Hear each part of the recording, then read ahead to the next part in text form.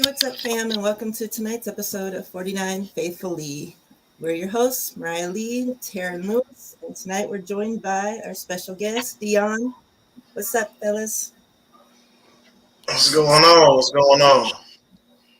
Thank you for joining us. Yes, sir, Deon. We appreciate that, bro. Oh yeah, man. I'm here for anybody that's content creating. I'll hop on any chance to get. Yes, sir. Yep. Let's say hello to the ladies that are here. Oh, and Joel's not a lady, but Tanya, Tia. Appreciate you, ladies. Joel, thank you. So, yeah, let's just jump right into the drama of the 49ers and the rumor mill. It seems that Trey Lance has been the topic of discussion for a lot of people lately. I want to start off with getting your opinion, Deon, on why you think that out of all the quarterbacks that were drafted with him, and we've seen some that played this season and struggled, why do you think, and some that played decent, why do you think that Trey Lance seems to be the topic of conversation so far this offseason? And we haven't heard much of any other quarterbacks that were drafted in that class, or even that are coming out, rookies. It's like he's the youngest quarterback that we hear about. The other ones, Brady and obviously them, but we don't hear about Trevor Lawrence, Fields, Mac Jones. Why do you think that is? I think these guys get a pass, and you got to think about it. Justin Fields played behind a trash O-line, and he had Matt Nagy that just didn't know what to do with him. Trevor Lawrence, another trash O-line. Then you got Urban Meyer running around, too busy grabbing butts in clubs instead of focusing on, coaching the team. So when you look at the guys, even Zach Wilson, trash O-line, got injured, didn't play for a little bit, brought in Flacco. Like, there's a lot. There was a carousel around all three of those dudes. But randomly, Trey Lance seems to be the topic of discussion. Yeah. And I think what basically happens is it's us. It's San Francisco.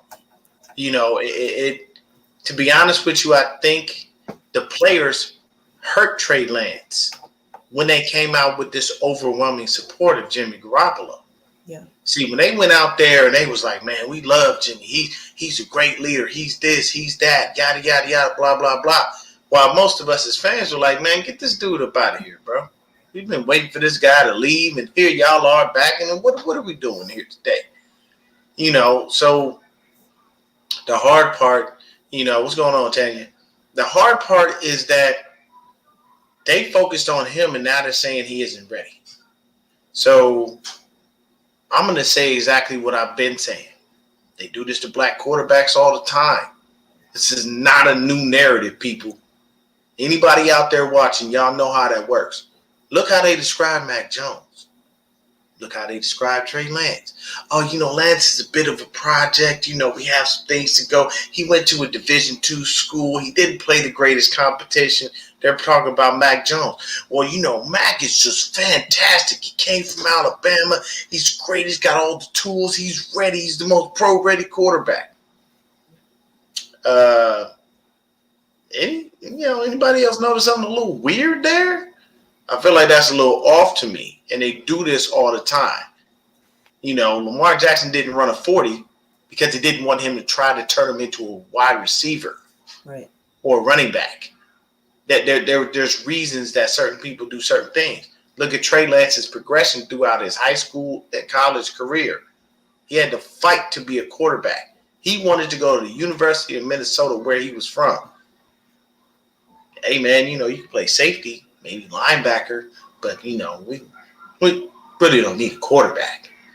So it's like, when you look at it now, oh, he's not ready. First, Steve Young says, go ahead, put the kid in. Now he jump on the train, say he's not ready. Joe Montana just has PTSD because Steve Young was brought in to do the same damn thing. Yeah. He was there. He was brought in to take his job. And here's the thing with Jimmy. Jimmy handled this from a PR perspective as best you could.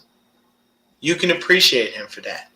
I have no quarrels or qualms with Jimmy as a human being. I don't know the man have problems with him. He personally probably could be a really good dude.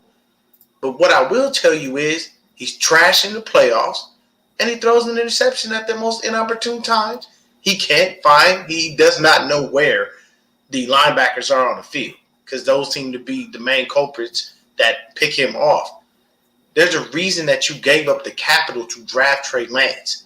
But to paint this narrative that the media is painting and saying, oh, well, he's not ready. He's not ready. He's more of a project than we thought, blah, blah, blah. I think everybody is just jumping on the gravy train, creating a narrative because they have nothing else to talk about. When the combine comes around, all this Trey Lance ain't ready stuff will go away because they'll have too many things to talk about. The number one issue is there are no quarterbacks in this class that screen first round. Right. Like, that's the whole point of it. And at the same time, Adam Schefter, of all people, should know, if I keep Jimmy Garoppolo on my books, that's tying up too much money. I'm not paying him $27 million for another year of ineptitude. Right. I could have went 10-7 with Trey Lance last year. I fully and firmly believe that. So they're just painting this narrative on the kid and jumping on the Jimmy Garoppolo train for what reason, I don't know. Honestly, I mean, when I look at it from a positive perspective, yeah, go on, hype Jimmy up. Make him look real good. We need that sucker to go and slip us that first round pick. Look, man, have y'all ever seen The Water Boy? Yeah. I have. You remember when the kicker, he was looking, he said, where's my bitch? Where's the high? There he is. That's what we looking for. Washington Commanders, go on, give us number 11. I will find a way to drive to California. I will make sure he gets to the airport on time. I will pack his bags for him. I'll send his porn stars with him if he like. I don't care. I will do whatever it takes to get him out of town. But they painting this narrative because it's just something that's been created. I am not listening to Booger McFarland because he hates on us as on a constant basis. And at the same time, you got to think about it. If Trey Lance truthfully wasn't ready, we would know. Kyle did what to us all off season? Lied. What did the media do last year? Oh, they're drafting Mac Jones. It's solid, set in stone. But we drafted Trey Lance. So they're not going to come out and say anything. They like watching the media squirm and be in their seats and go, oh, man, we got a narrative. We're going to paint it. And the 49ers aren't going to say anything about it. They're not going to disprove it or anything. And then when the season starts, yeah, Trey's our guy. He's a starter full time. So now y'all look stupid because he wasn't ready, though. For me, put the kid in, allow him to get the reps. It's the only way he's going to get better. The only reason that young man should sit another year is if by some freak of nature chance they make a move for Tom Brady or Aaron Rodgers, which I don't see happening because we don't have the capital. Exactly. Two quarterbacks who are under contract. So those people that are talking about Brady and Rodgers, y'all forget, we ain't got – what are we going to do? We have to package players. Meaning, I'm going to get Tom Brady, but I possibly got to give up George Kittle. I may have to give up Fred Warner. I may have to, mortgage my future on the line and give up Trent Williams, who I just signed to a massive deal. These are things that people don't think about. They just say, oh, man, it's Tom Brady.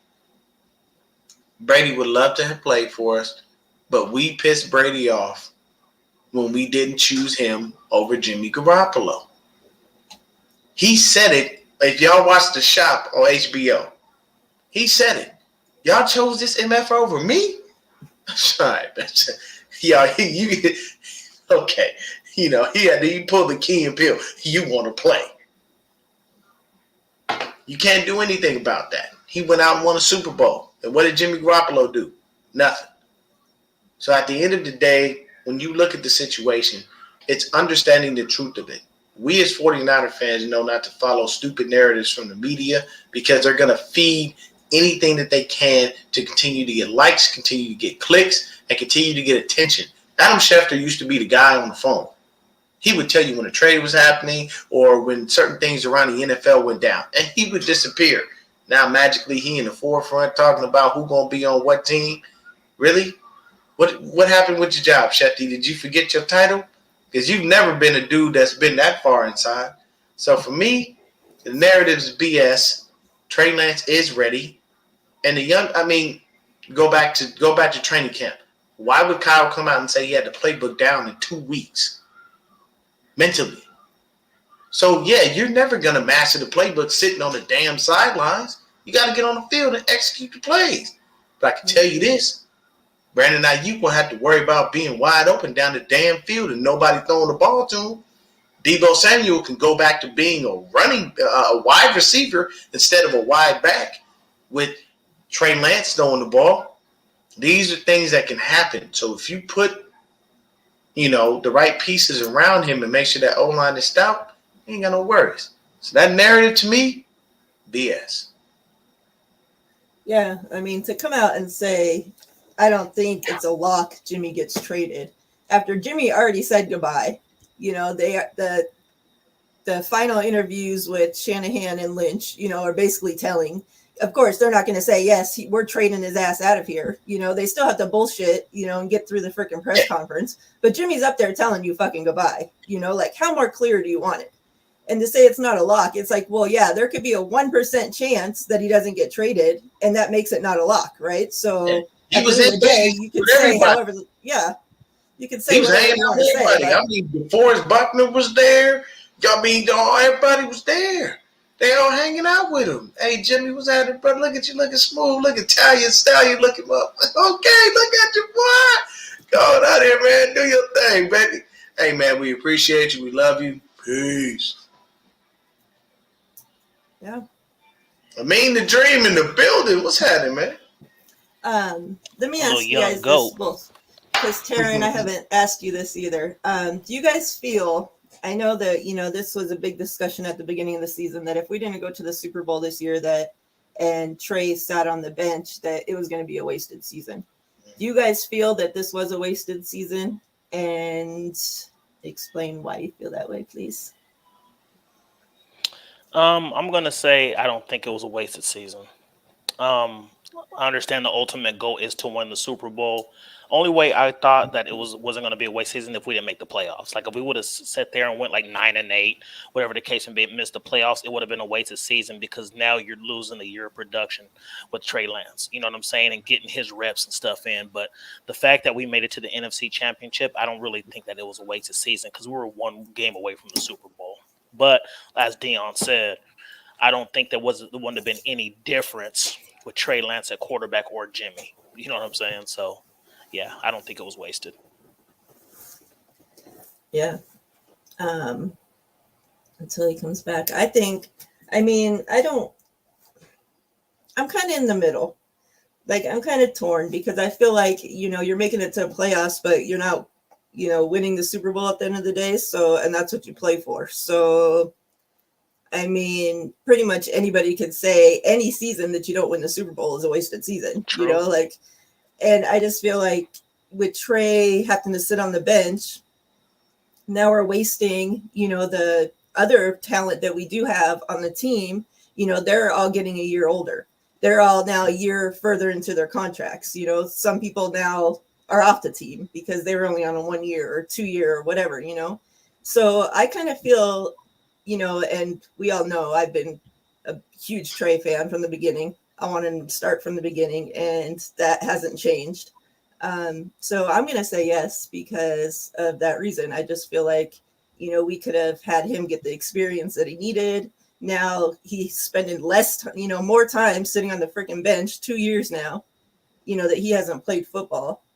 And now people are talking about, get Brady, get Rodgers so he can sit on the bench even longer. It's like, it's crazy. It's like, when does it ever end that the kid, is going to get to play? No. So I feel like, I feel like it's wasted. Well, that's a great point. That's a good point too. I guess you can go either way. And before we piggyback off of Deon and what he's going to answer, I'm going to go off of what he was saying about the Trey Lance stuff. And I totally agree with you, Deon. You look at all these teams and, as far as where the rookies went to, you got the Jets, you got the Bears, you got the Jacksonville. All those teams are trash. there was no expectations for those teams. You know what I'm saying? You look at the 49ers, I think Trey gets so much flack is because they look at our roster. They think, 49ers are a Super Bowl ready team, and people just doubt that a 21-year-old kid can come in and play quarterback effectively on this team, which I disagree. Because like Deon said, with Trey, I fully believe we're 10-7, if not better. You know what I'm saying? I feel like, and so yeah, this narrative of like, he's not ready and stuff. Deon is absolutely right. You know, the African American quarterback, the black quarterback, it's always he's a great athlete. It's never he's a great quarterback.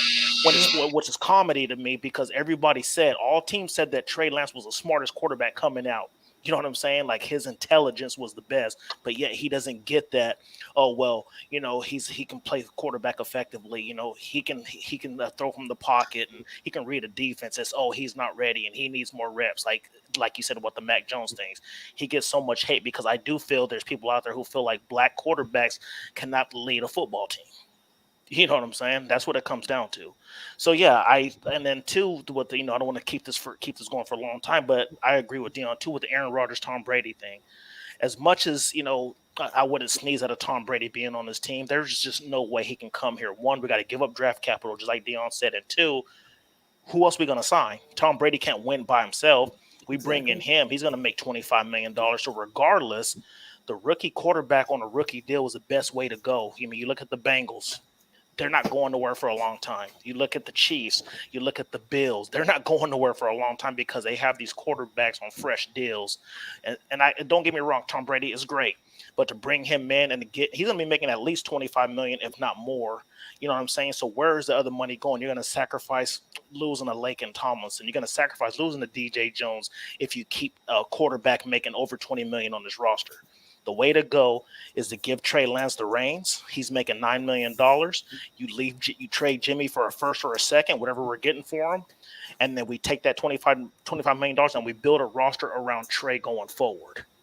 You know what I'm saying? So that's what the best deal is, the best thing to do for this team going forward. Yep. For me, I don't think the season was a waste. I mean, I will stick to what I stated. We could have been that record with Trey Lance, maybe even better. And the reason is because he brings a different dynamic. So people, if you don't believe that Trey Lance is ready, let me provide you some evidence. First touchdown of the season, who scored that? Wasn't Jimmy. It was Trey. Who did he throw the ball to? Trent Sherfield. Then when Jimmy went down with this mysterious calf injury and he went up there and tap danced at that press conference and ran around everything. I mean, he talked like a politician. He just spoke in circles. It hurts. It got rolled up on. Yeah, no, you're right. But okay, Jimmy, remind me never to put you on the stand against a real good lawyer because I'm going to jail. So it was a situation where we looked at it and. Honestly, I believe what Shanahan said. It's rare that I believe him because I don't trust him because he lies a lot. But I do believe it. Hey, we probably would have rolled with Trey had we just been mathematically eliminated and just let the kid take his lumps. And it would have been smart because you give him the opportunity to be able to learn on the fly. You're not worried so much about him, making the mistakes you want him to. Because then it's like, all right, cool, you got that out your system. Now you understand it. No quarterback is perfect. There ain't a quarterback alive that run through the season and didn't throw an interception. It just doesn't happen. Now there's quarterbacks that keep it to a minimum, but that's because those guys have taken the time out and made those plays. But, I mean, hey, NFC Championship was great from us going 3-5 to the NFC Championship game. Unfortunately, losing to the Rams. I don't say that the season was a full waste. But Miriah made some really, really great points as far as it pertains to, a couple of, the way the guys are getting older, being used, all of those things. So she's got some fantastic points there. But I wouldn't say it was a wash. And the number one thing about any franchise is your job is to win the Super Bowl. Like, I don't care how the Jaguars, Shad Khan, I'm 120% sure he goes to them and says, hey, go win the Super Bowl. Though it may not be, realistic, I understand it, but You've got to go out there and play to win. If you go out there and you're just, you're playing to lose, what's the point of it? It's like being a new head coach. The number one thing I would want is 9 times out of 10, when you become the new head coach of a team, it's because that team sucks. It's either they suck or there's just not the right person to get them where they need to go. So most of the time, it's because they suck. So look at it like this: if I'm a new head coach and I'm walking in and I'm interviewing with an owner, I'm going to talk to him. I'm going to tell him everything, and I'm going to let them know, if you go with me, I need at least a solid 3 years to get you where you want to be. My first year is going to be building this roster. My next year is going to be taking them to the playoffs. And my third year, we should be headed for the Super Bowl, barring catastrophic injuries or unforeseen things that will deter us. But you need at least a good 3 years when you're coming into a team that sucks to build it properly.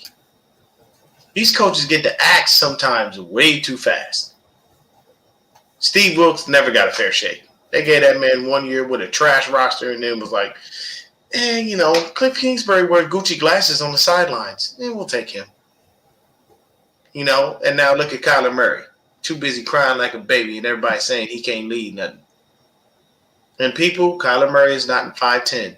That man is 5'8" at best. I stood next to him. I was close enough. Okay? I'm all but 5'6". That man is not 5'10". He ain't 5'11". He ain't nothing. They just being gracious with it because they want people to think something. Kyler Murray is short. Okay? That's why he got a problem doing what he do in the NFL, because it's hard to see over somebody who's 6'7". Yeah. You know what I'm saying? So I don't say that. I wouldn't say the season was a wash because we did make the NFC Championship game.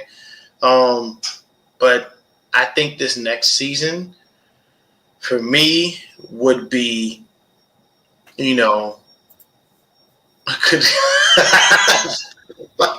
love Joey. Joey's always with the jokes, bro. I got to get you on the show, Joe. You are hilarious. But I'll say this: I know I can promise you this: if Jimmy Garoppolo is the starting quarterback of the 49ers next season, I'm not watching football. I'm not creating any content. I have no desire to. I do not want him on my team anymore. I am done. I'm tired. We've wasted enough time. But it's time to move on. People look at me and, I know the people out there that love Jimmy Garoppolo. Most of them are casual fans. They just wake up, look at their phone and see that we won and credit him with the win when he didn't do a damn thing to get us there.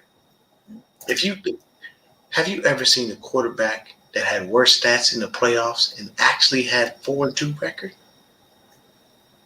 He's thrown more interceptions than he's thrown touchdowns, people. He's barely thrown for any yards. You know why? Because we have a head coach who put him in over the rookie that he drafted, but still never fully trusted him. Yep. And what happened at the end of the Rams game? I'm being sacked. What should I do? There is another down. It's really far-fetched that I actually convert a 4th and 26. I'm just going to throw the ball up and see if Jermichael will catch it. Oh, there was an interception. Darn. Hey, didn't we have another timeout as well? We had a timeout. Yeah, we had a timeout. But here's the thing. Here's the number one thing about that. You ain't going to count on Jimmy Garoppolo to make a 4th and 26. Nope. See, the big issue with him is you can't count on him in those clutch moments. I don't consider him clutch. I know some people do. I do not. Jimmy is not a clutch quarterback because at the end of the day, I need my quarterback to be able to make a play. There are going to be times where that defense just can't hold up, and I'm sorry, but Cooper Kupp cooked any and everyone who guarded him. It didn't make a difference who you were. Cooper Kupp is the coldest white boy I ever seen as a wide receiver. Yeah, I literally cannot name another white wide receiver that's better than Cooper Kupp. That young man is a full-on beast, and he gonna get his. That's the thing. You just got to stop the other people. That's the hard part. Cooper Kupp gonna break you off at some point. You might slow him down, but it's rare that you stop it. So with Jimmy, I need him out of this franchise. Like, it's put like this. Those people out there that love him, support him, he just wins, all this other stuff. You have fun with that. At the end of the day, I cannot support a quarterback who doesn't get me over the hump, and there's just too many times where I watch him fail, and it's frustrating. When we played Seattle, 5 turnovers forced by the defense. Nothing to show for it. Not a damn thing.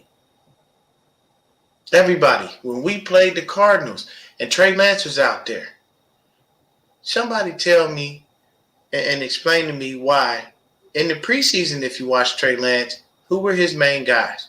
Juwan Jennings and Trent Sherfield. Yep. So as a head coach, anybody with a brain in their head, I would be putting Juwan Jennings and Trent Sherfield on the field with him. Why? Because he's built a rapport. Exactly. Maybe he knows more timing with them. Yeah. No, I'm going to put Brandon Ayuk and Deebo Samuel on the field. Travis Benjamin and stuff like that. Like, what are you doing?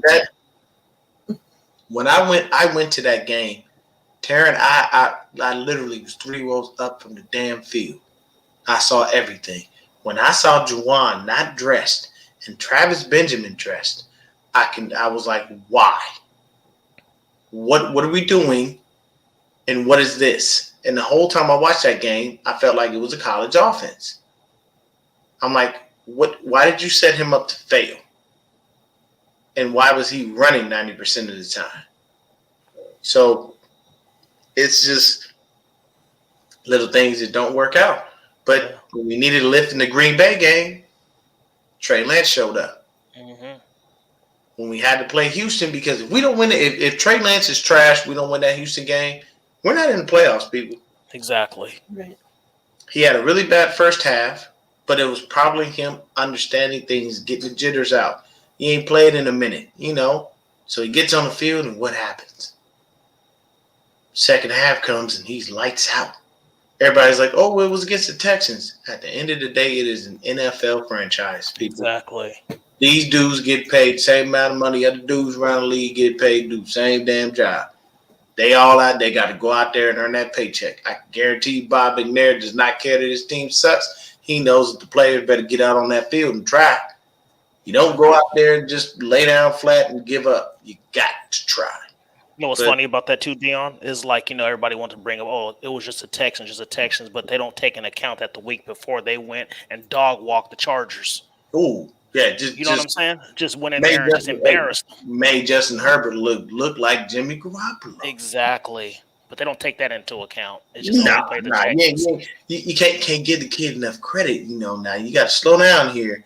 And it'll be all right, because when Trey comes out this year, and he makes people eat their words, I'm going to be laughing. And while I'm laughing, I'm going to at every single person. Booger McFarland, Adam Schefter. I'm adding Joe Montana, Steve Young, Ryan Clark. I'm adding all of y'all. And all you're going to see is me just laughing hysterically. And the caption is just going to say, Trey made all of y'all eat crow. Yeah. It is. Appreciate you, Niner by nature. So I think it's kind of funny that now we just talked about how the, NFL media throughout has been, and even, players that used to play for us have been talking bad about Lance. However, I came across this poll that was put out by a Bears fan. Ted H shared it on Twitter, and it was, who, if you were picking your franchise quarterback, who would you pick out of Trevor Lawrence, Trey Lance, Justin Fields, and Mac Jones? Now, it was a Bears fan that posted it. It had 2,068 votes.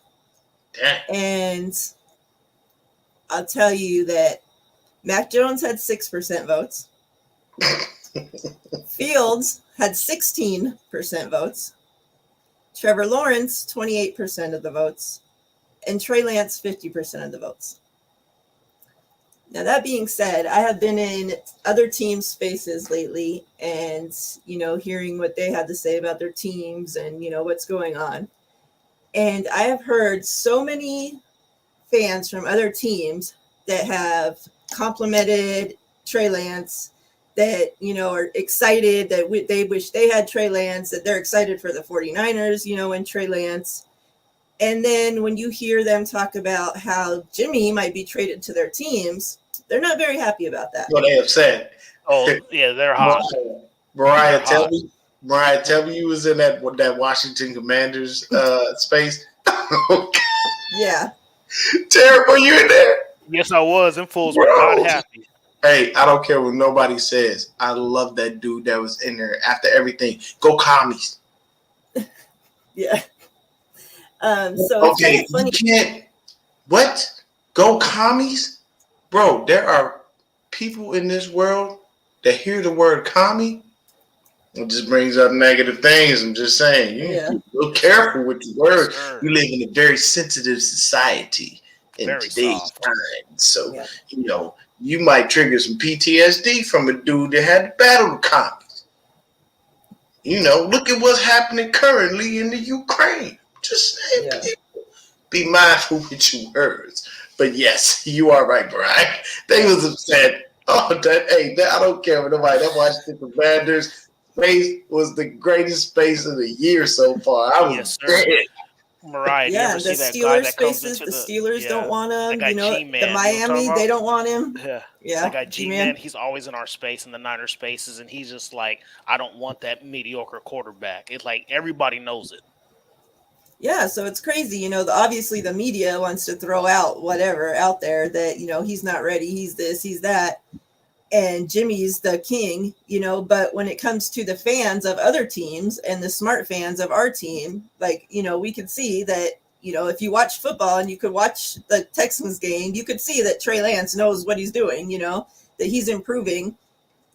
Ever since the beginning of the season, we've seen him improve, so it's like the only ones that aren't, buying into Trey are the Jimmy fans, which now I think that 49ers fans that are Jimmy fans are more Jimmy fans than they are 49ers fans these days, it seems. So, of course, wherever he goes, goodbye and good riddance. Take yourself on over there. Because you know what? There's a thing, if you look at Terrence hat, it says faithful to the bank. If you look at the name of this podcast, what is in it? Faithful. So at the end of the day, if you so-called ride with the team, then why are you not ready to ride with Trey? Why are you still on a Jimmy Garoppolo train that ain't about to do nothing but set sail for different horizons? And at the end of the day, he ain't gonna do nothing but go somewhere else and screw up. And then they gonna be looking, going, man, why'd y'all give us this fool? I mean, hey, you was a stupid one who gave us a second round pick. So yeah.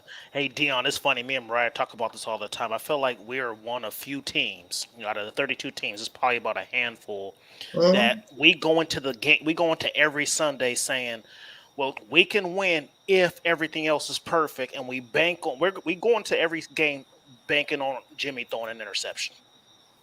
Yeah, that's sad. It is. You never hear like the Bills fans being like, "Oh man, if Josh Allen just takes care of the ball, if Patrick Mahomes, Joe Burrow just takes care of it." We never hear any fans say that. They say, "Oh, we can go in, do this, and that." We go in accepting. I mean, not us. Fans go into games accepting that our quarterback is going to throw an interception and that everything else has to be perfect around him for him to get the W. Yeah, it's sad. It's sad, but it's true. I know at some point he's gonna screw up. And the thing for me was I felt like the final straw was that damn Titans game. I was done and I was so pissed. And everybody looked at me, and my thing is when I do stuff on my channel, I'm controversial. Like I say stuff that people won't say because I just don't care. And I've had people tell me, "Oh, you shouldn't say that." And my response to them is my damn channel. I do what the hell I want. Exactly. If you don't like it, we started our own shit. If you don't like it, go on, click away, close it. Exactly. But I'm gonna still say what I'm going to say. I tackled the situation with the black head coaches. when there were other content creators that hadn't touched that subject. And my thing is I'm a small guy. There are guys with bigger platforms that still ain't saying nothing. And I'm sitting here going, why not? Why we ain't said nothing? But the messed up thing about that is that we knew that, and there are other franchises that will never have that issue. You don't have to say that about the quarterbacks you name. Guarantee you, Packers fans don't go into a game going, if Aaron Rodgers just doesn't throw an interception, please, they expect Aaron Rodgers to throw like 5 touchdowns every damn day. Exactly. But hey, I welcome Devontae Adams if he doesn't get franchise tagged with open wings. Throw Debo in the slot, put him and Ayuk on the outside. Just saying, it's winning formula, people. It's just food for thought. Yeah. That'd be nasty. It's the same with, Kyle got away from the run game. That's what we always hear. We didn't stick with the run game. Well, we have a quarterback for a reason. Quarterbacks are supposed to throw the fucking ball. But they get mad if Kyle goes away from running the ball and we have to rely on Jimmy to throw the ball. Like, they get mad. And these are Jimmy fans. Well, it's because Kyle got away from the run game. But your Prince quarterback couldn't throw the freaking ball? Like, he gets paid to be a quarterback. It's crazy. Okay, bro. I didn't know you had that fire in you like that, Brian. Terry, why you didn't tell me she was hiding it? Miriah is very quiet, and she had it. He just exploded. Deon, here's the thing. We talked about it on Spaces, too. It's like the highest paid person on our team is the biggest problem. Biggest detrimental. Like, $27 million, and we can't bank on him to go in there and throw like 2 touchdowns a game. His numbers are pedestrian. You know what I'm saying? And like you said, it's like you can't bank on him in the playoffs. He has the worst fourth quarter quarterback rating in NFL history. Yeah, Kyle's teams are the worst in the fourth quarter when it comes to the playoff. They're really, really bad. His numbers are horrendous. So yeah, I agree with you on that. It's really frustrating when that happens, man. But like you go in, and I remember I was, since I live in AZ, we go to a bar called Varsity Tavern. Like, we literally take over that joint. There's only one Cowboys fan that's allowed in there, and that's because it's one of the guy's wives. Nobody bothers her. Like, nobody. We even had a Niner fan that was new to the place that tried to, we kicked him out. We were like, bro, she's off limits. Why? She's a Cowboys fan. She's married to so-and-so. She's off limits. She's protected by us. You know how we roll. Don't do that. This ain't nothing but a bunch of people from California. Like 90% of us. So you think how protective Californians are over our own people. You really don't do that to yourself. It's a bar. You're there, never find you. Just be careful. And I would go there, and I remember one week I'm sitting there talking to this dude, and he's telling me, like, Jimmy threw an interception. And I was like, and I looked at him because he roots for him. I was like, that's your quarterback. That's your quarterback. They scored off of the turnover. And I was like, great, Jimmy just gave him 7 points. How is that Jimmy's fault? He threw the interception to give him the ball. The offense has a chance to score. How is this not his fault? Am I taking crazy pills? This is simple logic. Like, this is 2 + 2 = 4, not 5. He literally, it got to a point where my boys was like, bro, you're arguing with a wall. He hears nothing. And I was like, you know what? You're right. And he just looked at me. He was like, you can't tell me. I was like, no, it's fine, bro. You're right. Just whatever. It don't make a difference. I just know at the end of the day, logic dictates if an interception is thrown by a quarterback and the opposing team scores off of that, it's because our quarterback gave them the chance. Like, I don't know how else to put that. It's simple logic, But the whole thing for Lance, honestly, next season, for me, keep the O-line in front of him. We need to keep Lake and Tomlinson. I do not need another left guard coming in there. I don't know what Aaron Banks is or what he's going to do because we didn't see Aaron Banks but for 4 games. And all I heard about Aaron Banks was he keeps stumbling over his feet. He's not athletic enough. He's not picking up the offense, a whole bunch of other stuff. I don't know what we're going to do at right guard. Daniel Brunskill's a free agent. We don't know if Mike McGlinchey's even going to be ready. We have a run-heavy scheme, and he is actually really good at run blocking. He's shit at pass blocking. But tearing a hamstring, or should I say, I think it was his quad, Whoa. That's a lot, especially for somebody his size. Like, that's just a whole lot of human being. So we don't know if he's going to be ready. Now, we may have to put Jalen Moore at right tackle. There's a whole list of things, but you know what's funny about that, Deon? Well, not really funny, but the crazy thing about that is that's the same injury that messed up our previous center, Weston Richburg. He had to retire because of his quad issues. And like I appreciated him for retiring because he was sucking way too much damn money, wasting time just sitting. That's what D4. That's what D4. That's what he needs to do. Oh God! So yeah, he ain't gonna retire. Here's another thing. He ain't gonna retire. I appreciate him for restructuring his contract, and I think he did it because he knew it was morally the right thing to do. Exactly. But the thing is, he ain't gonna retire. You know why? He want his money. He know if we cut him, we still gotta break him off a little something. Exactly. Yep. And I ain't even gonna lie to you. I can't even fault the man. Go get your paper when you can, because the league minimum of players like what, 2-3 years max? Something like that. Yeah, I think it's like 3 years max. If you make it that far and you get that kind of bread, shit, you gotta get every dime you can while you can.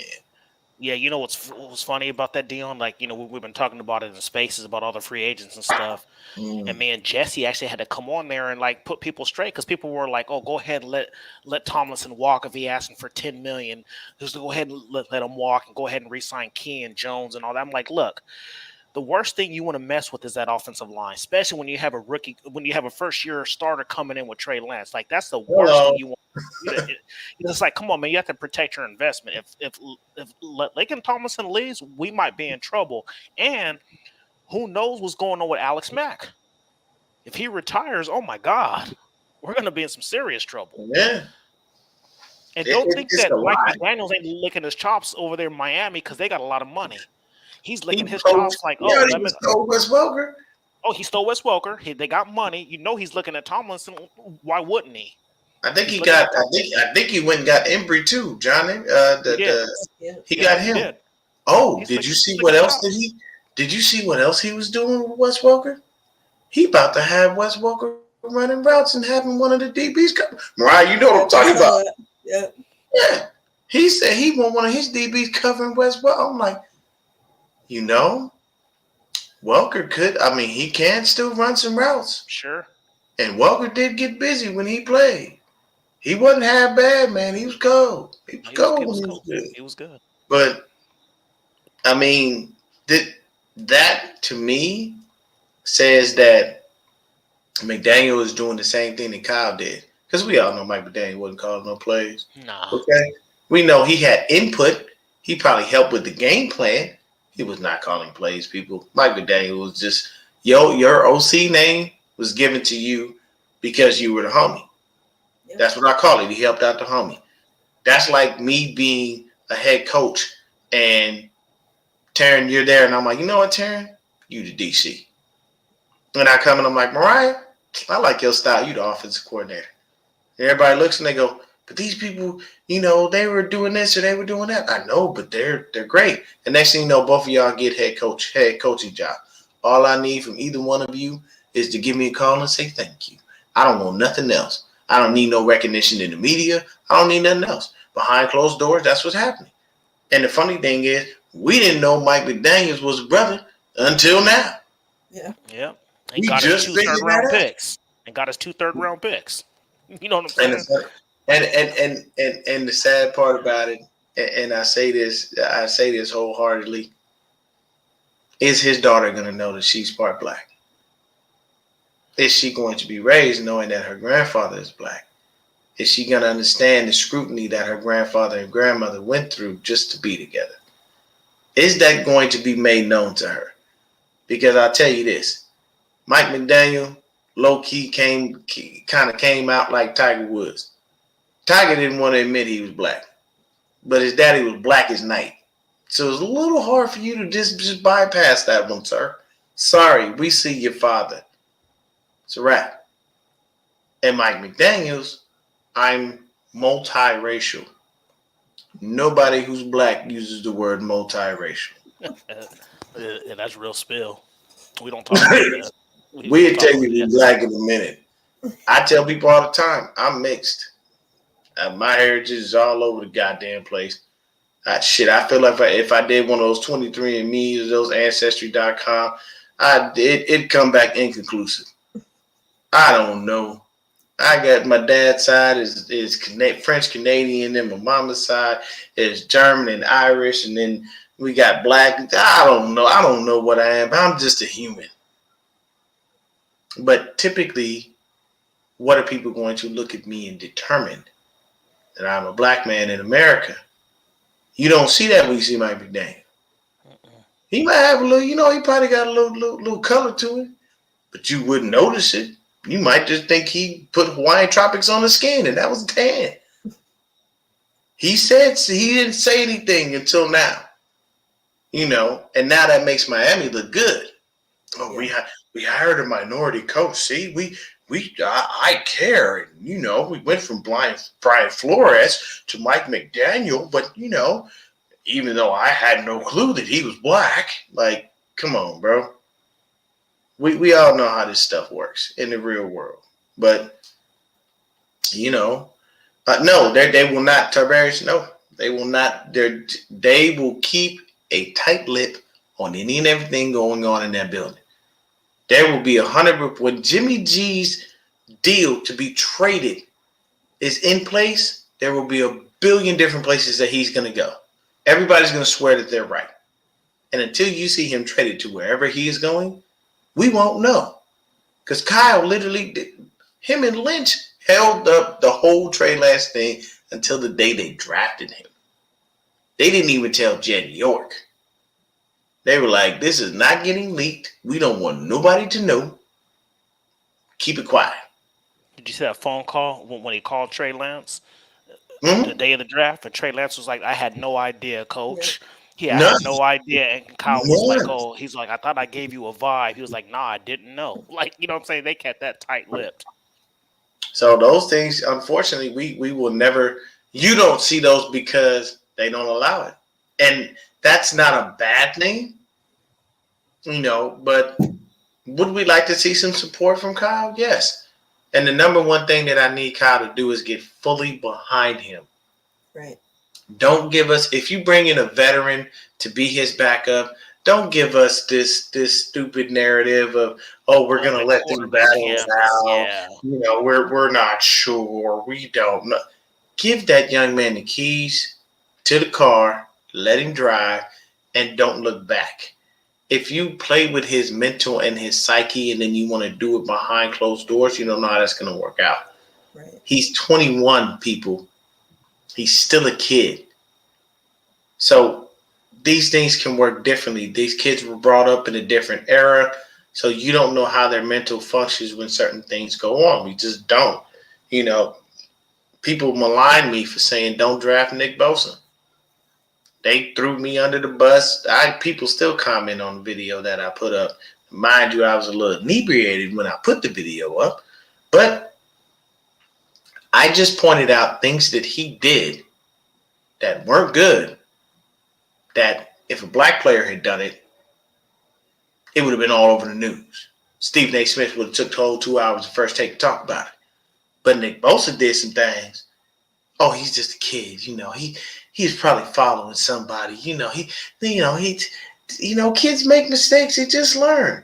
Really? You didn't think the fact that he had a real idea, an inkling that he was going to San Francisco, and the way he was acting, the things he was saying, the stuff he was putting up on social media wasn't going to fly in San Francisco, which some people consider the gay capital of the world? Because he was saying some pretty gnarly things, and he was a very, very staunch Trump supporter. And we all know how that regime went. They was all over the place. So I'm not trying to bring politics into your show. I'm just saying, like, these things that he was doing, and no one said anything. And the minute I said something, it was like, oh, you look stupid now. Look at him.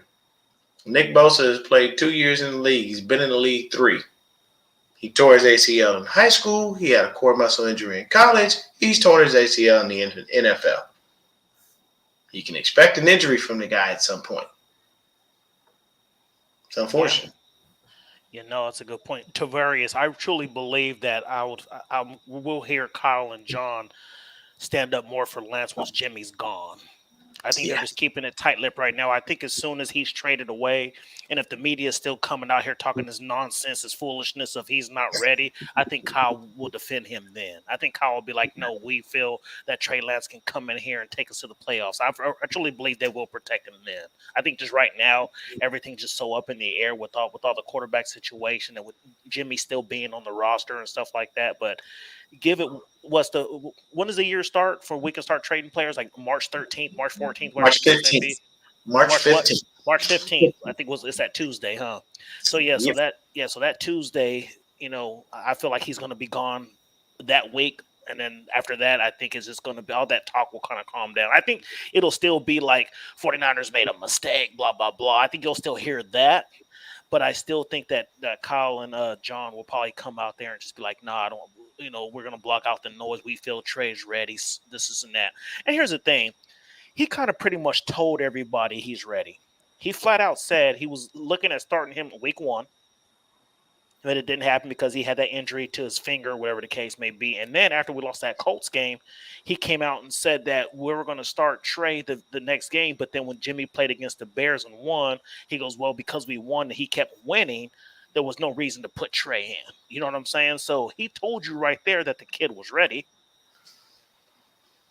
Yeah, I really hope, that you're right, that after Jimmy's gone, they will support him. Because like Deon was saying, that's my biggest fear, is that they're going to bring in whatever quarterback to back him up. And then we're going to go through the whole thing again throughout the whole training camp and whatever. Oh, there's a competition. And, Trey just needs that, that he can start being the leader of the team. Like, this is my team, that the coach and everybody's behind him. Yes, this is our quarterback of the future. This is our, QB1, whatever freaking words you want to use. But even Trey said that, like he couldn't ever feel like comfortable taking on that leadership role because it was never his team this season, so I do think that's very important going into this season that, they start getting behind him and backing him up and, sticking up for him, at least letting it be known, there's no competition. This is Trey's team, I think that once that happens, the team can then get behind him and hopefully that makes this whole transition a lot easier. See, so as far as like the veteran quarterback role, I think somebody like, if they want to bring in a Tyrod Taylor who has a history with Anthony Lynn, somebody like that, bring in somebody who's serviceable just in case there's an injury. Don't be trying to bring in these dudes like, somebody like a Nick Foles or somebody like that, because then it's going to be like people are going to be like, oh, as soon as Trey Lance those 2 interceptions, put Nick Foles in, do this and that. Bring in the Tyrod Taylor. Bring in somebody lower level that can back him up. Like I said, if they need to come in and play 2 or 3 games, whatever the case may be. But because I keep hearing Marcus Mariota too, which I wouldn't mind. I think that's a good backup. But like I said, he has been a starter at some point, and so it's going to be one of those things where I hope, like if they bring in a Marcus Mariota, that Kyle just shuts it down. You know what? Look. This is Trey's team. He is the starting quarterback. As much as I get irritated sometimes with Bill Belichick, he did the right thing. Yeah. He didn't have no quarterback controversy. Cam Newton, you're out of here. He got rid of that dude, told Mac Jones, this is your team. And Mac Jones was the perfect fit. It was the perfect fit. It was. When he got drafted, did y'all see what he said to Roger Goodell? This is where I wanted to go anyway. Oh. He literally said those words. They caught him slipping. Like it made sense. Mm-hmm. He was teaching Cam Newton the damn playbook. Mm-hmm. Like that tells you automatically this kid knows what he's doing. And I mean, to this question right here, do we think I don't want to draft another damn edge rusher with the first pick that we have for years to come? I'm tired of seeing edge rushers. Tired of seeing linemen from the defensive line on a consistent basis. Because let me tell you something. We drafted Javon Kinlaw knowing he had that damn knee problem. And I was sitting there going, why are we drafting an injury-prone player? Oh, I forgot. It's the Niners. That's what we do. If you're injured, we love you. Torn ACL? Come on down. Yep. Like, this is what we do. And you thought that would be gone after Trent Baalke left. Like you Yeah. would have thought, like, oh, Trent Baalke's gone. This is going to stop. No, they're still doing the same thing. And then as far as cornerback, we ain't drafting no cornerback first. We don't do that. That's not what we do. It's never been in our DNA. You know, as they said, there was a little cartoon movie. I can't remember what it's Zootopia. It's not Nerduna.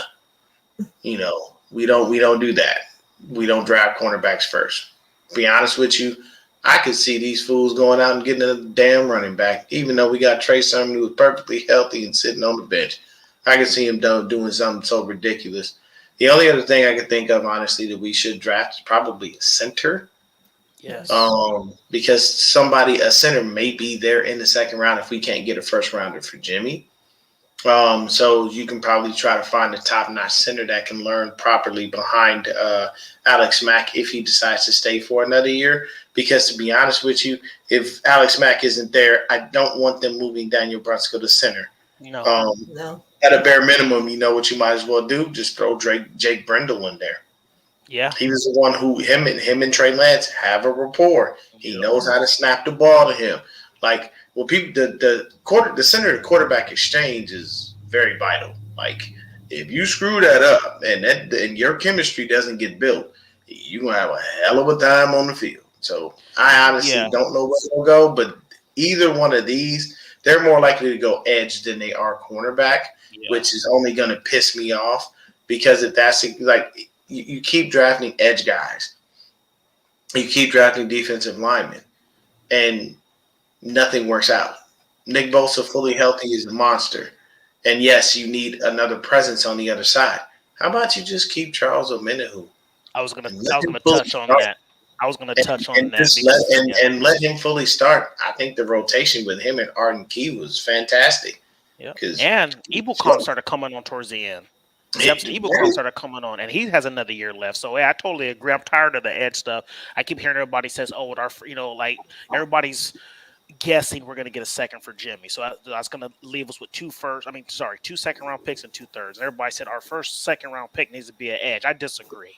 If you can somehow be able to keep Key on this team, and then the way Omenihu and Samson Ebukam started coming on the second half of the season, I don't see a problem with our defensive line. Only thing we need is a healthy Javon Kinlaw. You know what I'm saying? That's what it comes down to. So if we can keep that rotation, because Chris Casera started, as soon as they moved Eric Armstead inside, this defensive line took off. Him and DJ Jones inside was disgusting. Yeah, DJ Jones was nasty. And then you still got Contavious Street. You still got – so, we have some pieces. And Key was even coming from the inside. You know what I'm saying? So, yeah, I agree with you. I think depending on what happens in free agency, because I truly believe – because I'd rather go give me a veteran corner and an edge, if anything. And then with our draft picks, start dressing that offensive line and going best player available. You know what I'm saying? Yeah. So, because when you start reaching for knees, that's when you get in trouble. Yeah. Javon Kinlaw was a perfect example. We lost DeForest Buckner instead of taking a Tristan Wirfs. You know what I'm saying? Instead of taking a Tristan Wirfs, you go with Javon Kinlaw because he was a need, but you didn't go best player available. And now this dude ain't played 16 games since he's been on the team. You know what I'm saying? Yeah. I think I would like to get another edge to go opposite Bosa, like a speed guy, but I don't want to get him in the draft. I'd much rather, try to find somebody in free agency. Quarterbacks, I think we have 2 starting cornerbacks on the team right now. And I would like to obviously get, some depth behind them, but, not with the first pick, maybe in the 4th, 5th, round somewhere. Bring in some veterans, whatever, but I think that we have our starting cornerbacks on the team. Mm-hmm. Yeah, because Mosley and Thomas look really good. Deontay Lenore is technically supposed to take the slot spot if KK walks, but that's to be that's to be seen. Melvin Ingram is nice, but I don't think we need Melvin Ingram. We've got Dre, Aziz, and Fred. If Melvin Ingram wants to be a depth piece and not come in asking for a ton of money, then yeah, I can see that. He'd definitely be a nice linebacker. That definitely would be cool. But the offseason moves that we make are probably going to be mostly veterans because that's what I've seen this regime do. They don't go out and make the big splash. The only big splash I've seen them make was signing Richard Sherman. And that's probably all you can get. What do you say? Trey Lance or Justin Fields has a DUI like Mac Jones. They would have been ridiculed, but the media hit. Yeah, of course. Well, okay, put it like this: if you want to open that Pandora's box, there's been plenty of players in the NFL who have had things hidden. Jerry Jones is a culprit of such because Greg Hardy was over there doing the most, and Jones didn't say nothing about that. The Giants had a kicker who was consistently abusing his wife, and they decided to keep that under wraps. So the NFL is not void of sweeping things under the rug, so to speak. But yes, you're right. If that would have been Trey Lance or Justin Fields, that would have been a red flag. Oh, yeah, for sure. And immediately that would drop their draft stock tremendously. But Mac Jones did it, and they're the same. Look, shout out to Mac Jones, had a great year. I'm not trusting the guy with the middle name McCorkle. That sounds dorky as hell. No, it is super funny. And then that picture with him with the cigar in his mouth, bro, you walk around here looking as rotund as it gets. Like, I know I ain't no physical specimen no more, but good God, brother, come on. You at least got to try to suck it in or something. But Deon, look at yourself as a 23-year-old kid at an Alabama training facility. You'd be a physical specimen. You know what I'm saying? The way he was looking, talking about that 100 mil, all this nonsense with the cigar, with his beard gut and stuff. Like, come on, bro. Like, come on, man. Alabama probably has one of the best training facilities in college. Yeah, they're the best college football team. Yeah, and you looking like that, bro? Like, come on, man. Hey, I'll tell you this. He gonna get that $100 million. He will. But I'll tell you this. He may not get it from the Patriots. Robert Kraft is cheap. He is really cheap. Tom Brady is the most grossly underpaid quarterback I've ever seen in my life. He made sure he took the pay cuts so that the team could keep winning. While I appreciate him for that, if I had 7 damn rings, I'd have been the first one with the Patrick Mahomes type contract. No way in hell you would have not gave me my money. However, though, Deon, when your wife makes probably twice as much as you. Nope, I don't care. That wouldn't make a difference to me. I don't care. I need my bread. They could look if they told me that, I would look and go, oh. So you have a replacement for me right now, right? Because I'd like to be traded. Thank you very much. I brought you 6 Super Bowls here, sir. Where is my money? You need to look, Bob. Okay, we heard about what you did with them little kids. Don't make me expose you. I need my bread. If I got to blackmail you to get my money, you're gonna give it to me one way or another. Bob, don't play with me. Okay, yeah, I know you love us in little circles. We did look. Go on, break bread now. Talk to the GM, get this contract right. Can't be bringing you Super Bowls and you giving me chump change over here, playing with crumbs while, Mitchell Trubisky and other quarterbacks is getting paid more than I did, and a lot of that happened and nobody even paid attention to it, man. 7 rings and he never made half as much as he should have. It's unfortunate. Yeah. Yeah. The whole Mac Jones and his body thing. I was just looking at NFL Network app earlier today, and I had seen that there was an article, the second article, is big news that Mac Jones is going to work on his diet this offseason. He should have been working on his diet while he was at Alabama. That's the thing. You're at a place where they can do all of that for you. You see? Okay, I give you a simple example, and I'll shut up. Javon Kinlaw. He too goddamn big to have a fucking 8-pack. He too damn big. That should not be possible. Yeah. If Javon Kinlaw big ass got an 8-pack, McCorkle, you could at least try to get a 4. Absolutely. Well, look at Aaron Donald. I mean, dude's a physical specimen. He ain't got no fat on his body, and he weighs like 300 something pounds. Dude That is an young animal. man. Okay, see, I look at the ESPN body issue. I always do, because they will put players out from all sports, all walks of life, men and women. And I'm one of them people, man. I'm comfortable in who I am. I don't have to be worried about looking at no dude, and feeling some type of way. Yeah. Aaron Donald is an Adonis. Yes. That man was chiseled. It's like they sent him down from the guys, like he was hanging with Zeus and shit, and they just put him down here on Earth for us to look at. Like the only other person I know that was chiseled like that was T.O., and he's still fit. Yeah. Like T.O. still was fit pretty like fit that. too. I remember Vernon Davis too. Yeah, it's ridiculous. Some of these dudes, man. But then you look at Mac Jones. He gonna work on his diet, huh? See, that's crazy. That's something that should have been done in college. That's crazy. Yeah, you're working on your diet when you're going into your second year into the NFL, but you didn't think that was important to get into shape, knowing that you were going to be a quarterback in the NFL. And we talked about this at the beginning of the season that, like corners, wide receivers, all of them come out and go into the draft, and they're, in such great shape. Like they have bigger muscles than freaking, grown men that I have fucking seen, and they're still growing, and then you got this guy coming out looking like that. Like, hey, Tom Brady looked like hot garbage when he was being drafted too, though. He did. It was no. And I think after he got with Giselle, she was like, I can't be walking on these stages looking as fine as I do, and you out here no, sir. We're gonna need to fix that.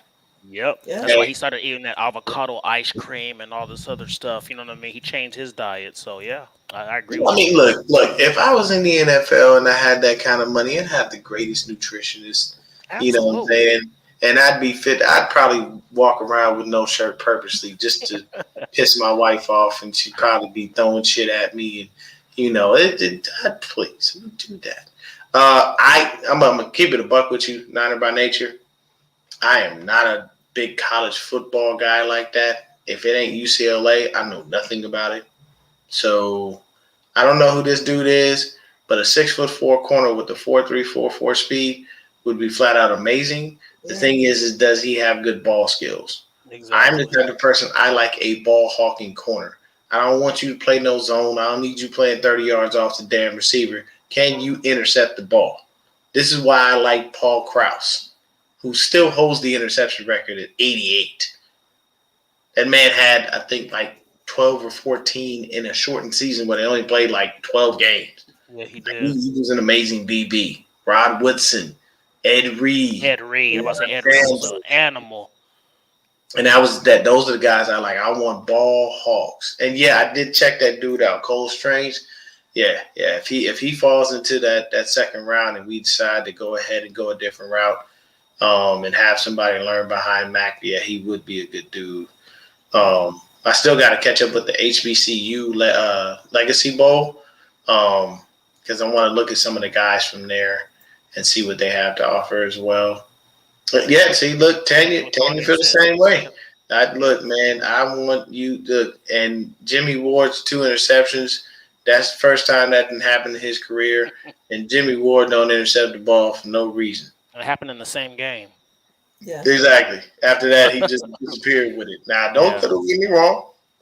It's not a knock on Ward. Ward is a fantastic safety. Love him. He just does not pick the ball off. It's not. I agree. It's either or for me. Give me a ball hawk or give me a corner like a Deon or a Champ Bailey that shuts down a half of the field. That the ball didn't even go their way. You know what I'm saying? Because nobody threw towards Champ Bailey. Nobody threw towards Darrell Reeves. You know what I'm saying? No, you didn't want to smoke with Champ because Champ was an all-around corner because he could pick the ball off, take it to he'd still rock your world too. Yep, and You he know yep. what I'm saying? And for me, I know people may not like. I don't put Darrelle Revis in that category. I don't like Darrelle Revis. Me either. Revis had like maybe 1 or 2 years where he was great, and then he cried. I remember when he got his new deal, and then Nami Asamoah came out, and he got his new deal. He cried because Nami Asamoah made more money than him. It was like, I need a new deal. I want to be the highest paid corner in the league, and they had to give him another deal because Nami made more money than him. Like, bro, you need to grow up. Yeah. Oh And yeah, Champ Bailey. no, And I Miles don't. Garrett. I saw that dunk. I look, Kay, that's shades of Shaq. And I know Shaq was bigger than 280, but look, bro, you don't. Hey, if I see Miles Garrett coming down the court, I am moving. Yeah. I will gladly let you go. Right, I don't want no parts of that trouble. None. That man is way too big. Yeah. Be doing the damn windmill dunk. Now you remember when JPP got drafted? What did he do? Like 80 backflips in a row? Yeah, I remember that. Hell no. That athleticism is unruly. Dad boss in these days. Yeah, that's what they say, bro. But I'm For a 40-year-old woman, maybe a 25-year-old female ain't looking at a dad bod and thinking it's sexy. I'm sorry, bro. It's not about to happen, bro. You ain't getting no 25-year-old female anyway. Calm down. I'm Stick with the 40-year-old females that are your age group, okay? I'm talking about for these athletes coming in. Like Mac Jones is 23. Ain't no, he got the money, so it's a different situation because money makes you handsome. If he was an average dude, he ain't pulling females like that. Have you seen this girl? No, I haven't seen this girl. Is she hot? I mean, for him. Well, like I said, money makes you handsome. But money do make you look good because Birdman and Lil Wayne got women, and I don't understand how any of it happens. With 8 million face tattoos, and you run around. What, bro? What are you? You're a grown ass man. What are you doing? Should be happening, man. But hey, it works, man.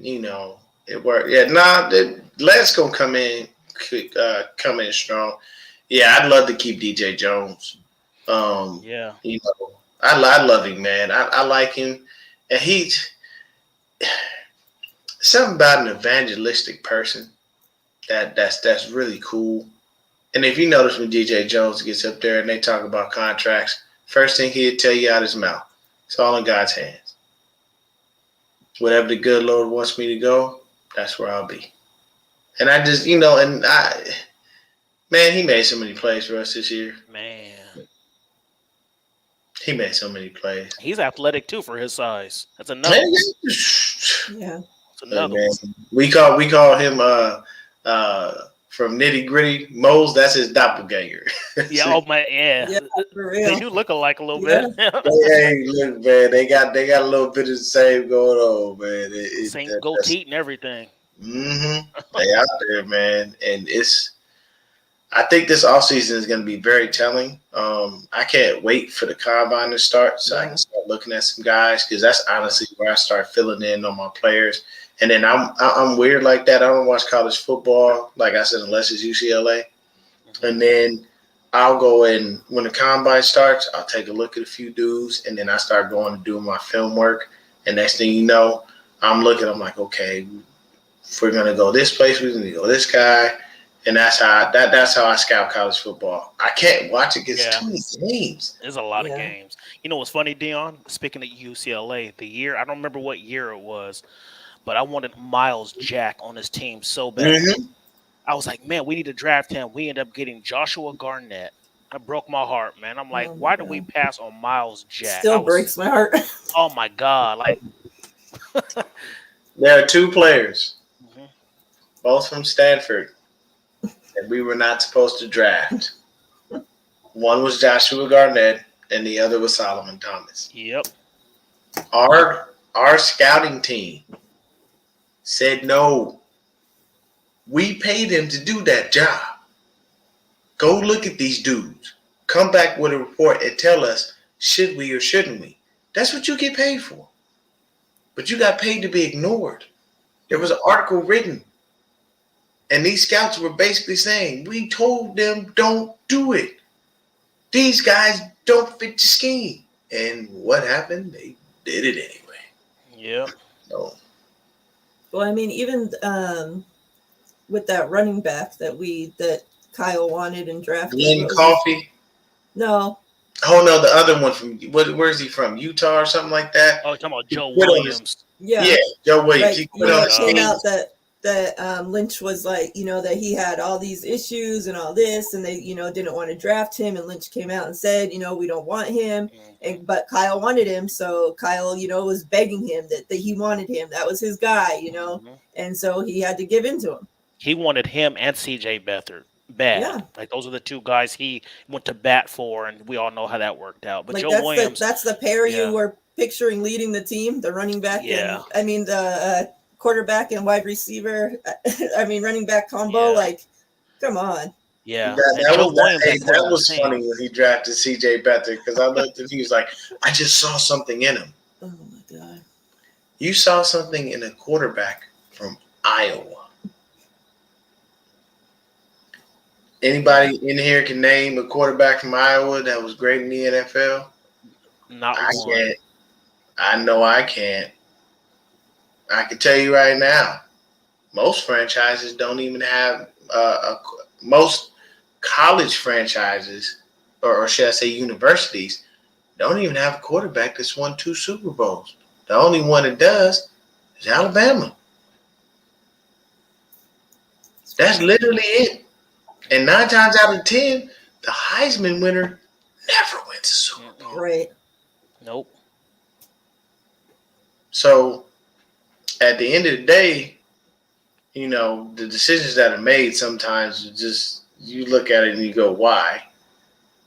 And if I ever meet Kyle, I'm always look at him and go, why didn't you draft Asante Samuel Jr.? What did you draft Aaron Banks for? Asante went out and played. Yeah, he got beat a couple times. He was a rookie, but he balled most of the year. Aaron was on the bench. Well, we do Asante player had like 6 development. picks. He had like 6 interceptions. I told everybody before the draft, because that draft had what? A lot of lineage players. Yes. Surtain the second, Asante Samuel Jr., and I think there was another guy too. Horn. Oh yeah. His Jason dad was Horn, Joe yep. Horn. For the Saints. Yep. You can't tell me these dudes aren't ready. They come from football players that played in the NFL and all played at a high level. You really think they didn't learn nothing? Asante Samuel Sr. was a ball hawk. Yep. Yeah. Bill Belichick didn't even want him. And when he shitted on everybody, he laughed in Belichick's face. So why would his son not be ready? Exactly. His son made Devontae Smith from Alabama look like trash. Yep. Well, here's the thing too. These NFL players, don't think they don't put their sons in the best camps, and what I'm saying, stuff like that. Like they sit there and have the best train. They got the best training out there. Yeah. So yeah. Best nutrition, best diets. Exactly. They're not showing up looking like Mac Jones. If I'm Asante Samuel Jr., I live with Deion Sanders. Period. Yep. Pops, can you hook me up with, I'll learn from my dad, because my dad was a ball hog. Mm-hmm. But then if they're telling me that Deion Sanders has a camp, I'm asking my daddy, can I go? Absolutely. And that's probably going to be free for me, because that's just a favor. That's one homie to another. Exactly. Hey, look, man, hey, what's going on, Dick? Cool. Yeah. Yeah, I'm gonna send Junior up there. Don't worry about him being, he ain't gonna be a headache. I got you. Yep, Cool. no, I feel you. Peace. Yep. Phone hang up and these moves are made. Like, that's how this works. But everybody looked at me and was like, oh no, you don't know if they're gonna be good. Patrick Surtain seemed to be okay. JC Horn was fine until he broke his damn foot. Yep. And Asante Samuel, he had like 5 or 6 interceptions. So 5 or 6 interceptions. He balled. Yep. Did you guys hear that it came out, about Troy Aikman going to Monday Night Football, and John Lynch is one of the people that are up that were named to take his spot? And if you remember in the closing, after the season ended, in the interviews, they had asked John Lynch about going back to TV, and he started fumbling around and doing all kinds of the weird shit that he does when he lies, Yeah.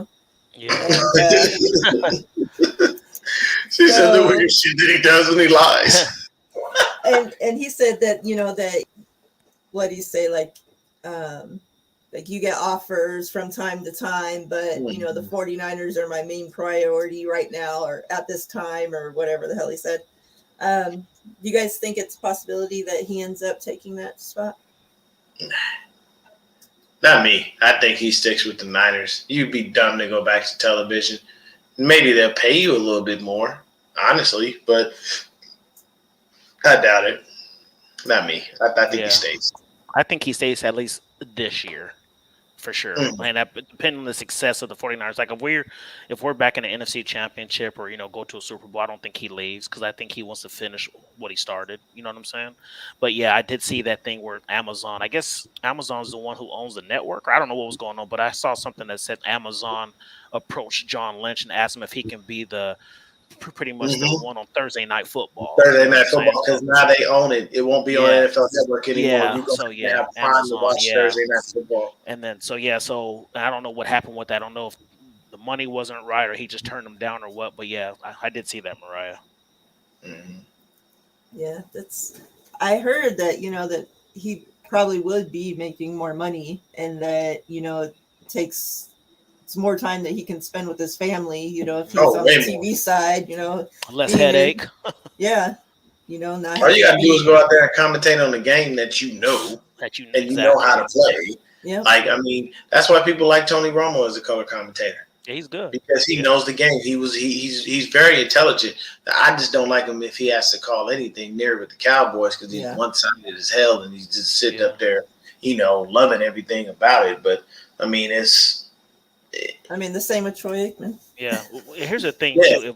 If Lynch does decide to pursue and go back to television, I'm not really worried, because I do have faith in Adam Peters. Yeah, you definitely got faith in him as a guy who can take over and, lead us in the right direction.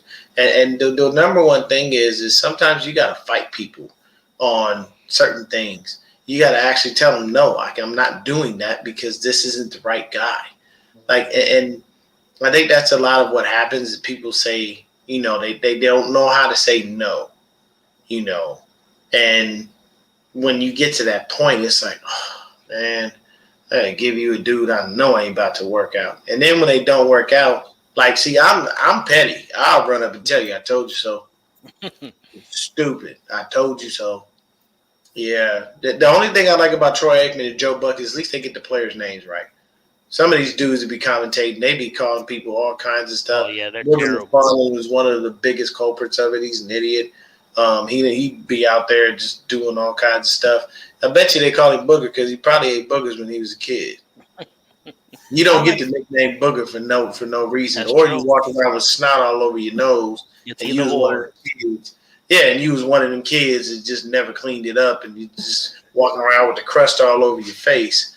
That's disgusting, but sometimes it happens. Yeah. They did call Bosa Joey Bosa. Was it them? Oh yeah. No. That happened several times from different commentators. Yeah, a whole bunch of different people, but they did call him Joey Bosa, and they always sound fucked up. Yeah, and I was sitting there, and I'd be sitting there yelling at the screen, "It's Nick, you idiot!" Yeah. They barely even look the same because Joey is taller. Yeah. Joey's weird looking. Oh, okay. Last name, yeah. Yes, they are. Yes. Mm-hmm.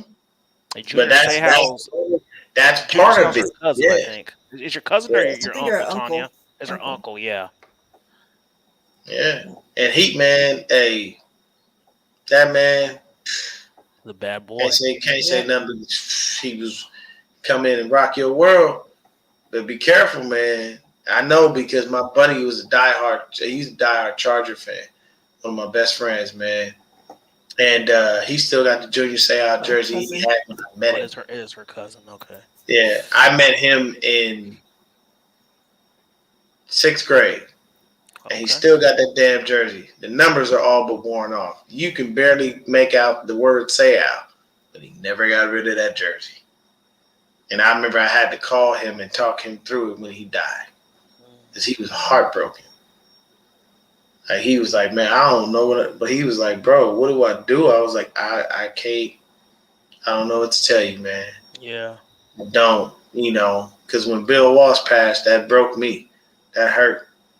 Because he fathered so many people in the NFL. He did. If it wasn't for him, you wouldn't see some of the things that you see in this league. You know what I'm saying? Andy Reid, Mike Holmgren, the list goes on and on. Yeah. Roger Craig, who Carroll, should be Pete Carroll too. Yep. Roger Craig, who should be in the Hall of Fame, because he was the first versatile running back that you ever saw doing the things that he was doing, but yeah, man, it's definitely a hurt situation when you see these guys wind up going, and since you can't diagnose CTE until after someone has passed away, that's the hard part. Yeah, I was telling Tanya because I used to be stationed down there in San Diego, and I used to go to Seau's restaurant right there off the 8 freeway right there. And I told her like he was super cool, like for him being who as high tier as he was, he would go to his restaurants and make appearances and sign autographs, all this other stuff. Like he wasn't one of those like it's my restaurant, but I'm never coming. He was always there. He was a cool dude, man. So yeah. Yeah, I've never heard anything negative about him. I heard he was like one of the most humble people, and I heard you could really catch him in the streets in San Diego. Like he was there, like and it's rare that you find somebody with that level of success and fame, just out there walking around, doing things. I always say this. I met Snoop on several different occasions, and I worked in Signal Hill, which is right next to Long Beach. And I remember going to a gas station, man, and I bumped into him, and I didn't know who it was. But me being the person I am, I'm polite. I said, oh, man, excuse me, my bad. I didn't mean to bump into you. Oh, it's all good, cuz. And his voice is so distinct. I turned around, and I was like, Uncle Snoop. And he was like, what's happening, nephew? Like, he was a regular person. Yep. And it blew my mind that he was just so chill. Some people are like that, man. Master P is another dude who's like that. That's how. Yeah, like here in Vegas, you got what's his name always walking around too. You can catch him at different places, like Mayweather. Yeah, you catch him at the bank.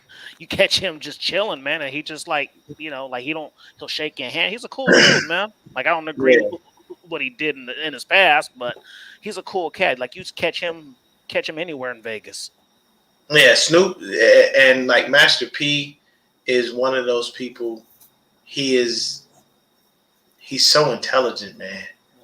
Like he's beyond what you normally would think. You wouldn't think a dude from New Orleans and the projects would have that, have what he had, man. But he was just he was amazing. And this was funny because I met Romeo. When I met Master P, I was working in Beverly Hills at a grocery store. So I knew Romeo when he was Lil Romeo. Like they shopped in that store on a consistent basis. And he used to always get mad at Romeo because Romeo would get his own basket, do his own shopping, and then just throw a couple balled up hundreds on the counter and walk away. And he would always yell at him and tell him to go get his change and make sure that the change was correct, to read the receipt. Like he was trying to teach him money at a young age because he's basically like, bro, you ain't about to throw away this. I work hard for that damn money. You ain't about to throw that away. And this is well before the Romeo show. Yeah. He was just doing music at this time. He didn't have the other lucrative things that he had. So stuff is crazy. Hey Deon, we able to catch, I know it's getting kind of late. We're gonna get off in a little bit, but did you ever catch that No Limit Records, that documentary? I Caught all of it. So did you laugh? So I was laughing about that because because you know how he left New Orleans because he lived in a straight gutter, man. Like Oh people was yeah, getting super murdered and good. stuff like that. But it was funny because he knew nothing about California, and on that documentary, do you remember he was just like, yeah, I wanted to get out of the hood and get out of New Orleans. So me and my wife wanted to move, so we moved to Richmond, California. I'm like, man, you went to one hood to another. He Like didn't do any better. no, you He went from didn't one do hood any to better. another. I was like, Richmond, California, man, that's straight hood. Like But you gotta. The one thing Yeah. that I know about people from the South is you gotta remember when they go from being in the South to where we at, they think that they upgraded. Yeah. Because me being from California, I went down to Atlanta working with a buddy of mine some years ago in the early 2000s. He had a painting business. There were a ton of houses being built, and because he was able to get the right pricing, he had a contract for all of these homes. So he hit me up and was like, "Yo, are you working right now?" I was like, "Yeah, it's a little mediocre job." He was like, "You want to make some real money?" I was like, "What we doing?" He was like, "Man, I got like several different contracts, painting." And I was like, say less. Hop on a flight, go down there, and I literally was in a club, and a guy told me, he said, "I'm gonna explain something to you, but I want you to understand me." And I said, "Okay." He said, "You need to dumb down how you talk." And I said, "What?" And he said, "People gonna think that you uppity and you trying to be above them. You keep talking the way you talk." I said, "This is how I move." I said, "So what I will do is I will make sure that I understand them and what they're saying. But I'm not gonna dumb down how I talk, and I'm not gonna change who I am to accommodate someone else." I said, "If they feel that I'm uppity, what they'll realize very soon is I'm just like them. I just come from a different neck of the woods. That's all it is." And I did. I literally hung down there, man. Everything was cool, man. And people, I had a couple of haters, but being light skinned in the South is not a good thing, people. That's funny you say that, bro. Because when I was in Mississippi, same thing. I They had don't like us I light had this skinned dude fellas I had at this dude all. at the We are out mall. of style. They hate They are. us. Yeah, I had this dude at the mall told me, he was like, "Where you from, man?" I was like, "Originally from Fresno, California." He was just like, "Man, you might want to watch how you talking around here and this and that because these people gonna think you high maintenance." And I'm like, "What?" Like that's same story, bro. That's funny you say that Yes. because they just like their vocabulary is just different than ours. You know what I'm saying? So it's Oh crazy yeah, that you yeah, said that. yeah. Yeah, They lingo is a whole different ball game. I mean, I learned it while I was down there. yeah. And the funny thing is I understood them ahead of time, and they thought I was gonna have to catch up. But the thing is, I got family that's from Texas. I have family that's from Georgia. So I've got family from Louisiana. So I done heard everything y'all said a million times over. And Sure. it ain't nothing for me to break it down. I was really good at English in school. So me figuring out what you're saying, because you cut off a couple of things or you said some things differently, it ain't hard. It's called context clues, people. You got to Yeah. use them. Hey, You you're know. right, Tanya. That's exactly right. Hey, Mhm. Mariah, before we get off, I have a question for you and Dion because I keep seeing numerous articles, and I know it's just probably some clickbait and just something that's because it's the off season and it's slow. Would you guys be against bringing in Christian McCaffrey? Yes. One, here's my thing though.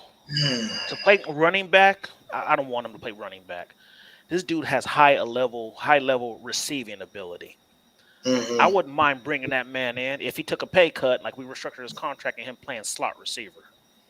Because I feel like you put him because don't get me wrong. I let me some Juwan Jennings. Don't get me wrong, but I think we're going to keep him. He's a free agent too, Dion. So look for Mike McDaniel to try to snatch him up too. He Um, can't. He's exclusive rights free exclusive. agent. So He if if we he ain't match, he messing can't go with us, nowhere. if he ain't messing with us, he ain't messing with Going with nobody. nobody. Good, but the reason I say Christian McCaffrey because I feel like him as a slot receiver, one, you can preserve his body because he's been getting banged up the last couple of years, and I feel like him with Trey Lance, if he plays a slot and you have Debo and Ayuk on the outside, and then if you want to use him for maybe 4 to 5 carries a game to spill Elijah Mitchell, I wouldn't be against that. What do you guys think about that? The recent injury history scares me. Um, but restructuring the deal is going to be the hard part. I don't think he does such. Because what I alluded to earlier about you getting your paper while you can. But would I be opposed to bringing him in? No, but I would honestly have him play the same role that Debo plays. You have to use less of Debo because you have McCaffrey in the backfield. But you are right. He is a viable receiving threat, and he plays no games. Once that young man gets the ball, he boogies. Yeah. So I wouldn't be opposed to bringing him in, but it's just him restructuring his contract. That's the hard thing about it. That's the hard part. I would love it, though. I mean, if you had in the backfield with Elijah Mitchell and CMC, Trey Lance, come on, bro. Yeah.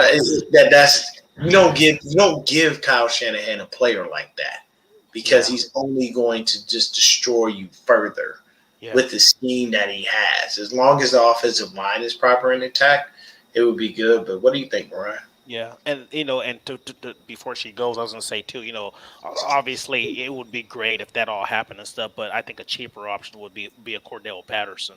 He can take over the Debo role with the slot. And he said he's been trying to get a hold of him over the past couple of years, so maybe. Yeah. Miriah, what do you think? With what it would take to get McCaffrey, draft capital or players or whatever, and then his contract's outrageous. He's only played a handful of games in the last 2 years. I think we could get a cheaper, healthier slot receiver than having somebody come in that we're going to have to spend all this on to play out of position.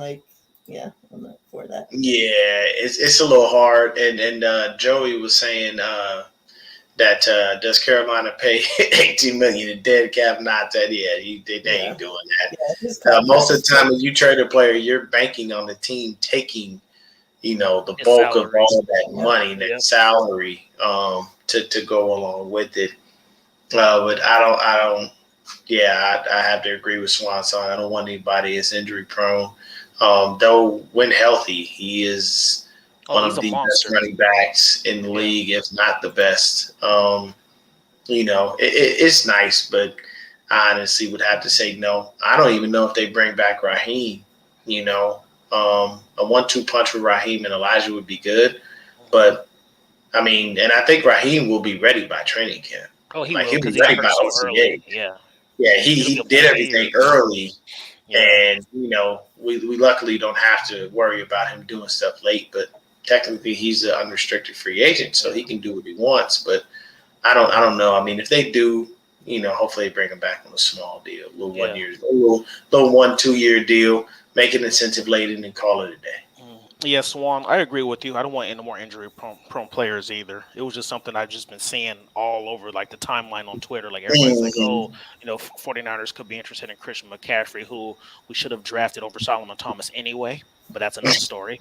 But, so that was just one of those things where it's and like we both agreed on, even though Christian McCaffrey is a running back, do not think he can't play a full-time wide receiver because the man can run routes. The dude is versatile.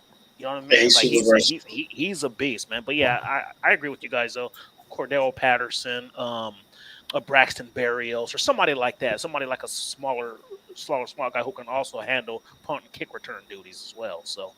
Oh, that's very true. And yeah, Swansong, you're right. Yeah, the number one thing that you felt bad for Joe Burrow about was being sacked 51 damn times. Man. Yeah.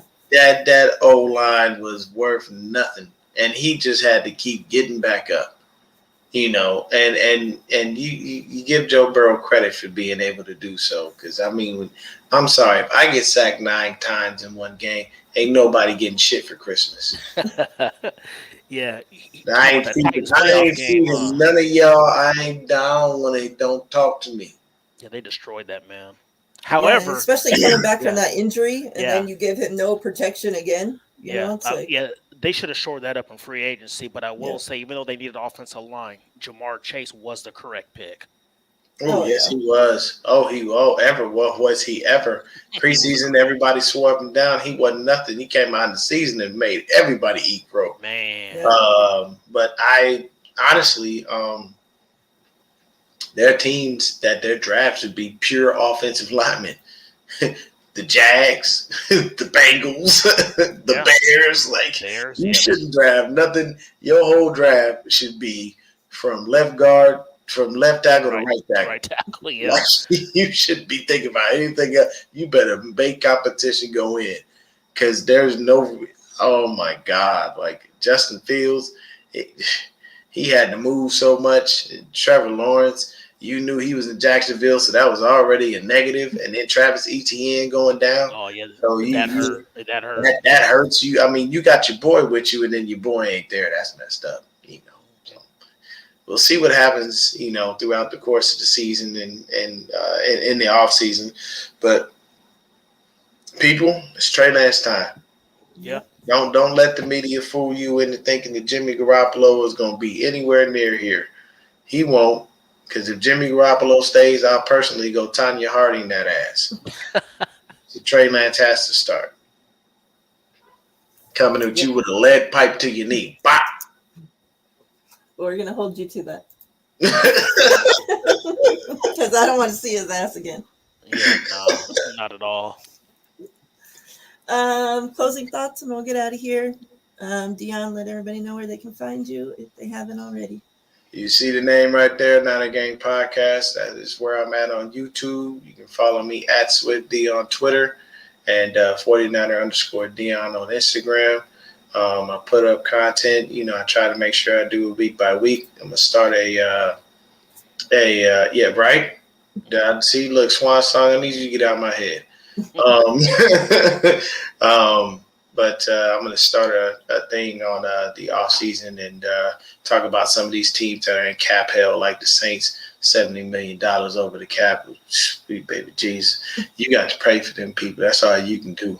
They are the Saints. Well, look, y'all gonna need Michelangelo and all kinds of archangels and saints, and you're gonna need a whole lot of Jesus in that building to get that cap straight. But for real. Yeah. Thank you guys for having me. I appreciate y'all for having me on.